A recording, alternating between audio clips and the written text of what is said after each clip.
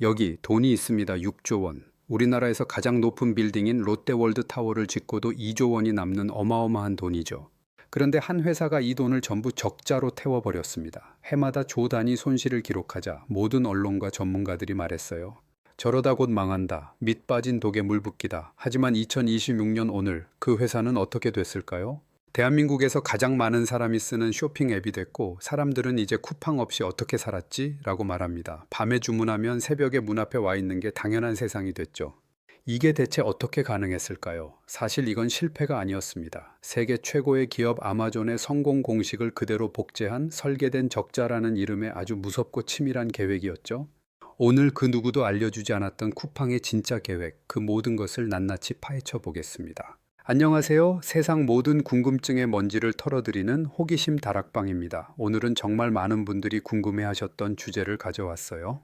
바로 쿠팡입니다. 쿠팡이 그 천문학적인 돈을 대체 어디에 썼는지, 로켓 배송이라는 무기를 어떻게 만들어서 우리를 중독시켰는지, 그리고 쇼핑 회사가 왜 갑자기 스포츠 중계와 드라마에 막대한 돈을 쏟아붓는지 그 속내를 탈탈 털어드릴 거예요. 장담컨대 이 영상 하나면 쿠팡은 왜 적자를 냈는가에 대한 모든 논쟁을 완벽하게 끝내실 수 있을 겁니다. 자, 그럼 본격적으로 다락방의 불을 밝히기 전에 여러분의 구독과 좋아요 한 번씩만 부탁드릴게요. 여러분의 클릭 한 번이 저희에겐 정말 큰 힘이 된답니다. 자, 본론의 첫 번째 문을 열어보죠. 괴물 같은 적자, 그 돈은 다 어디로 갔을까? 많은 사람들이 쿠팡의 적자를 보고 방만한 경영이라고 비판했어요. 그런데 사실 쿠팡은 이 돈을 허투루 쓴 적이 거의 없어요. 오히려 아주 명확한 목표에 무서울 정도로 집중해서 쏟아부었죠. 이걸 경제용어로 계획된 적자라고 불러요. 좀 쉽게 비유해 볼까요? 여기 아주 현명한 농부가 있어요. 이 농부는 가을에 수확한 씨앗을 겨울 동안 먹어서 배를 채우는 대신 전부 땅에다 뿌려버리는 거예요. 주변 사람들은 저러다 굶어 죽겠다고 혀를 차지만 농부는 알고 있었죠. 이 씨앗들이 내년 봄에 수십 수백 배의 수확으로 돌아올 거라는 걸요. 쿠팡이 했던 게 바로 이겁니다.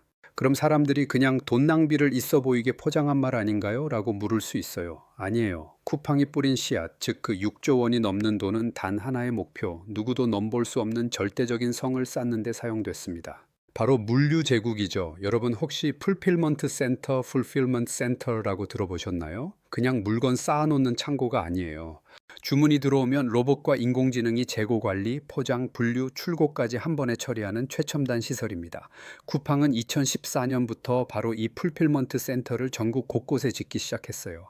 대구에 축구장 46개 크기의 센터를 짓는데 3,200억 원, 동탄에 2,500억 원, 인천에 1,500억 원, 이런 식으로 전국을 거대한 거미줄처럼 엮어버린 거예요. 왜 그랬을까요? 전국 어디에 사는 고객이든 30분 안에 닿을 수 있는 물류센터를 만들겠다는 목표 때문이었어요. 그래서 쿠세권, 쿠팡 프로 역세권이라는 신조어까지 생겨났죠.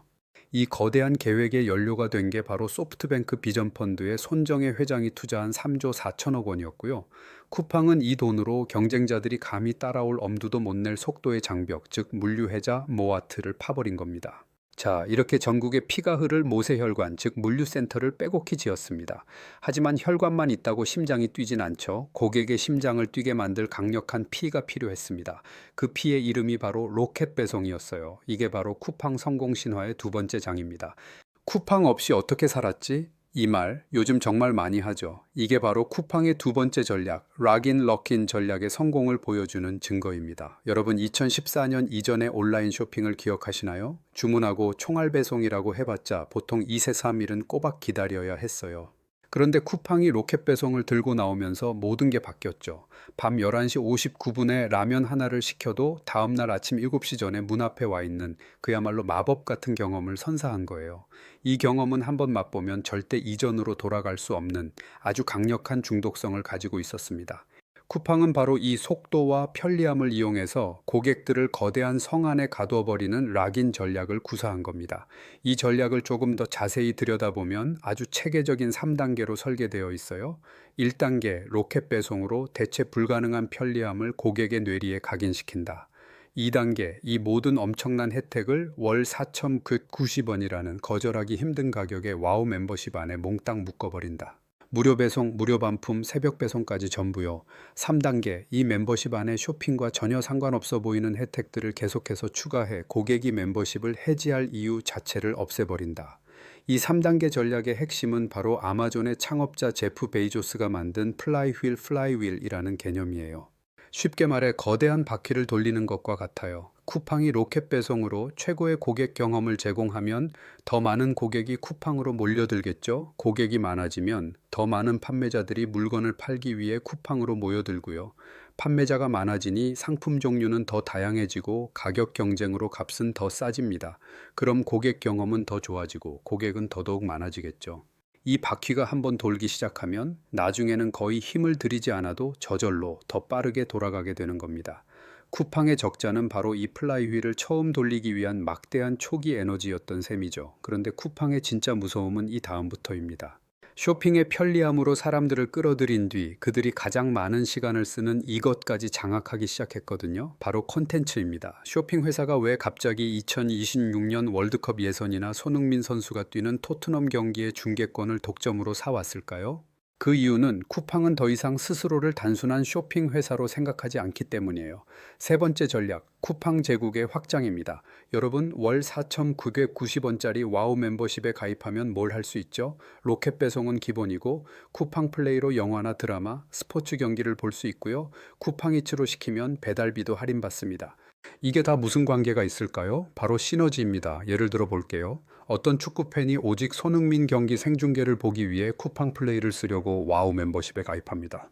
그런데 가입하고 보니 쿠팡에서 사는 모든 물건이 무료 배송이래요. 자연스럽게 생필품을 쿠팡에서 사기 시작하겠죠. 저녁에 배가 고파서 쿠팡이츠를 켰는데 와우 멤버십 회원은 배달비 할인까지 해준대요. 자, 어떤가요? 축구 하나 때문에 들어왔다가 쇼핑과 배달 음식까지 쿠팡 생태계에 완벽하게 갇히게 된 겁니다. 이게 바로 쿠팡이 SNL 코리아 같은 오리지널 콘텐츠에 수백억을 투자하고 K리그 중계권을 사오는 진짜 이유예요. 각각의 서비스가 따로 노는 게 아니라 서로가 서로의 고객을 끌어당기고 묶어두는 강력한 자석 역할을 하는 거죠. 물론 이런 문어발식 확장을 비판하는 시각도 있어요. 너무 위험한 거 아니냐? 고요. 하지만 쿠팡의 입장에선 이건 위험이 아니라 고객이 떠나지 못하게 만드는 성벽을 더 높게 쌓는 일입니다. 멤버십을 해지하는 순간 무료 배송은 물론이고 어제까지 보던 드라마, 주말의 축구 경기, 배달비 할인까지 한꺼번에 사라지거든요. 이 이탈 비용 스위칭 커스트 너무나도 크기 때문에 고객은 웬만해선 해지를 생각하기 어렵게 되는 거죠. 이렇게 쿠팡은 계획대로 거대한 제국을 건설하고 마침내 2023년 사상 첫 연간 흑자라는 달콤한 수확을 시작했습니다. 모든 게 완벽해 보였죠. 하지만 2026년 현재 쿠팡의 성 앞에 역사상 가장 강력한 적 중국이라는 이름의 거인이 나타났습니다. 새로운 전쟁이 시작된 겁니다. 쿠팡의 마지막 이야기, 2026년 마침내 흑자 그리고 새로운 전쟁입니다. 2023년 쿠팡은 드디어 연간 흑자 전환에 성공합니다. 이건 단순히 돈을 벌기 시작했다는 의미를 넘어서요. 그동안 쏟아부었던 투자가 드디어 규모의 경제를 실현하는 임계점을 넘었다는 신호였죠. 즉 이젠 고객 한 명이 늘어날 때마다 버는 돈이 쓰는 돈보다 더 많아지는 본격적인 수익의 시대로 접어들었다는 뜻이에요. 하지만 축포를 터뜨릴 시간은 길지 않았습니다. 2024년부터 알리익스프레스, 테무 같은 중국의 시커머스 플랫폼들이 한국 시장을 그야말로 초토화시키기 시작했거든요. 말도 안 되는 초저가 상품과 막대한 마케팅 비용을 앞세워서요. 이제 전쟁의 양상이 바뀐 겁니다. 이전까지는 누가 더 빠르고 편리한가의 싸움이었다면 이제는 누가 더 싼가라는 원초적인 싸움이 시작된 거죠. 많은 사람들이 묻습니다. 중국의 막대한 자본 공세를 쿠팡이 감당할 수 있을까요? 결국 가격 앞에 장사 없지 않나요? 일리가 있는 말입니다. 하지만 쿠팡의 진짜 무기는 이제 속도가 아니라 신뢰입니다. 여러분, 알리에서 산 옷이 한 달 만에 왔는데 사이즈가 다르거나 사진과 전혀 다른 물건이 왔을 때 교환이나 환불받는 과정, 상상만 해도 머리가 아프죠? 하지만 쿠팡은 어떤가요? 다음 날 바로 맞교환해주거나 묻지도 따지지도 않고 환불해줍니다. 이의 신뢰와 편리함이라는 가치는 시커머스가 단기간에 돈으로 따라잡을 수 없는 쿠팡이 수년간 수조 원을 들여 쌓아 올린 또 하나의 거대한 성벽인 셈이죠. 물론 쿠팡도 여기서 멈추지 않을 겁니다. 대만 시장에서 이미 성공적인 결과를 보여주며 해외로 뻗어나가고 있고 플랫폼 내 광고 사업을 키우며 새로운 수익원을 만들고 있죠. 쿠팡페이를 통한 핀테크 영역 확장도 계속될 거고요. 자, 이제 이야기를 마무리할 시간입니다. 쿠팡의 수조 원 적자는 실패의 증거가 아니었습니다. 그것은 물류와 멤버십이라는 누구도 넘볼 수 없는 단단한 성을 짓기 위한 치밀하게 계획된 투자였습니다. 모두가 불가능하다고 말할 때도 묵묵히 계획을 실행했고 마침내 한국 유통시장의 왕좌에 올랐죠. 이제 여러분의 문 앞에 놓인 로켓 배송 박스를 볼 때 그건 더 이상 단순한 택배 상자로 보이지 않을 거예요. 수조 원짜리 거대한 전략과 비전이 담긴 결과물이라는 걸 떠올리게 되실 겁니다. 영상 맨 처음 던졌던 질문, 쿠팡은 적자인데 어떻게 안 망할까에 대한 최종 답변을 드리겠습니다. 쿠팡은 단 한 번도 생존을 걱정한 적이 없습니다.